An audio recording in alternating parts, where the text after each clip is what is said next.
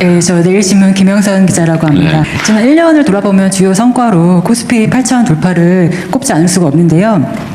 그 자본시장 활성화나 아니면 한국 시장에 대한 재평가가 이루어진 거에 대해서 좋은 평가가 있었던 것 같습니다. 그 8천선 돌파에 대한 어떤 자본시장 활성화에 대한 어떤 평가 말씀을 듣고 싶고요. 또 생각보다 속도가 빠르게 올라가다 보니까 좀 골이 깊지 않을까에 대한 걱정도 많은 것 같은데 이에 대한 대통령 생각은 어떠신지 궁금합니다. 지금 제가 들어오면서 보니까 8천이 깨졌더군요.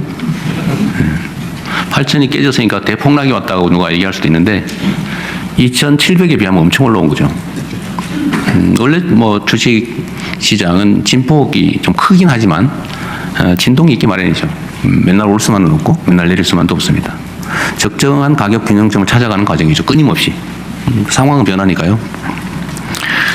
제가 주가지수 5천 얘기한 건 한 2, 3년 지난 다음 정도를 제가 기대를 하고 자신이 있었는데 이게 지금 6개월 만에 이렇게 돼버렸어요. 그거는 신뢰 때문인 것 같습니다.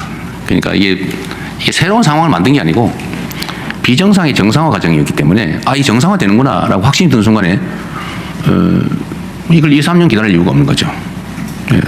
정상을 찾아가는 마치 용수철처럼 우리나라 주식시장은 너무 과도하게 눌려 있었어요.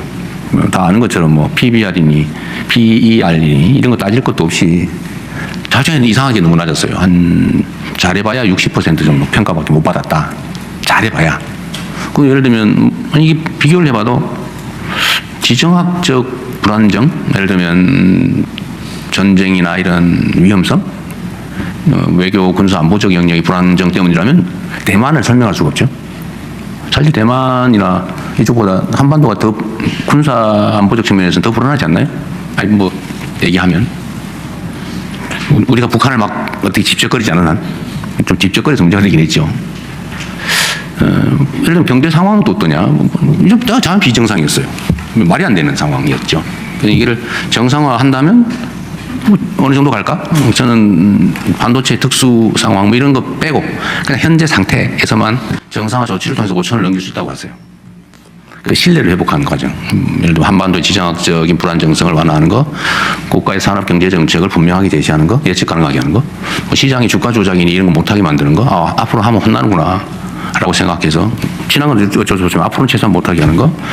예를 들면 뭐 회사의 기업이익이 늘어나도 뒤로 소위 파이프 박아가지고 다 빼돌리고 뭐 이런 거 있잖아요. 파이프라인이라고 뭐 그런 거 있어요. 이렇게 해왔으니까 또 뭐 예를 들면 이중 상장하고 그다음에 뭐 물적 분할해가 쏙 빼먹고 남의 암소에 송아지는 자기가 가져버리고 뭐 이런 거 있잖아요. 이런 비정상적인 것만 정리해도 한 5천 될 거라고 봤죠. 한 5천 그 이상이 될 거다. 한 6, 7천 될 수 있겠다. 차마 그 말은 못하고 5천 소심하게 이렇게 얘기했던 거죠. 근데 거기에 이제 반도체 특수가 이제 생겨난 거죠. 뭐 더하기 해야죠. 그게 제가 보면 한 2, 3천 포인트까지는 되지 않을까, 그 몫이. 그러니까 대충 본대로 돼 가고 있어요. 근데 너무 빨리.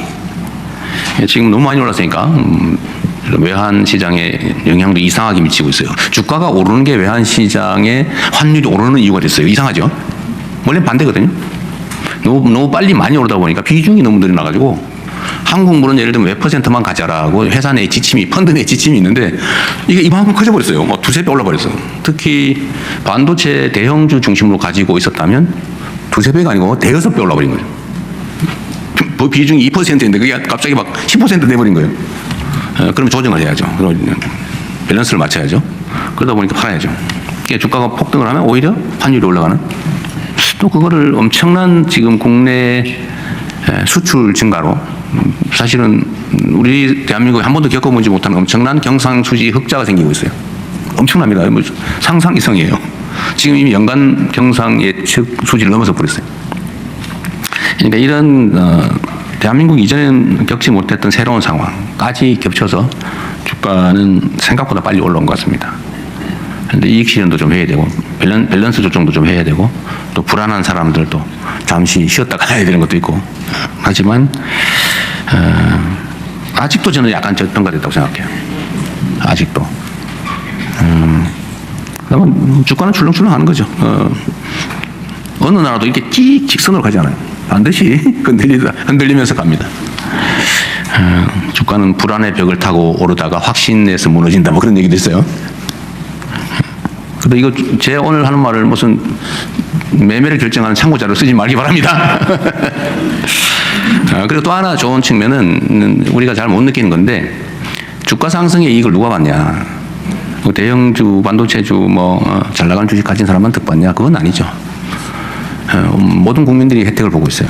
이게 뭔 소리냐 하실 수 있는데 가장 직접적으로 표현하면 국민연금이 엄청나게 늘어났습니다. 그래서 대충 계산해도 고관련도가 24년 늘어났다는 언론 보도도 있더군요. 그건 계산할 때마다 다 틀려요. 그러니까 수십 년 늘어난 건 맞는 것 같습니다. 그래서 고갈에 대한 걱정을 하는 우리 젊은 청년 세대들의 걱정이 조금 줄어들었죠. 그래서 어제 국민연금 구조개혁에 대한 얘기가 좀 들어갔어요. 매우 다행스러운 거죠. 종전의 국민연금의 구조개혁 얘기는 누가 더 손해볼 거냐라는 얘기였어요. 손해를 누가 부담할 거냐. 그러니까 그 국민연금 얘기할 때마다 표가 떨어져요. 그래서 다 누구도 해야 되는 일이지만 아무도 말하지 않는 거죠. 피하는 거죠. 왜냐하면 연금 개혁하고 정권이 유지된 나라가 없다고 할 정도예요. 해야 되긴 한데 하면 엄청난 정치적 타격이 와요. 누가 손해를 보거든요. 누가 손해를 부담할 거냐. 근데 그 얘기를 우리가 상당 기간 안 해도 되게 된 건 참 대한민국 전체를 위해서 바람직한 일이기도 하고 이재명 정권을 위해서도 매우 다행스러운 일이죠.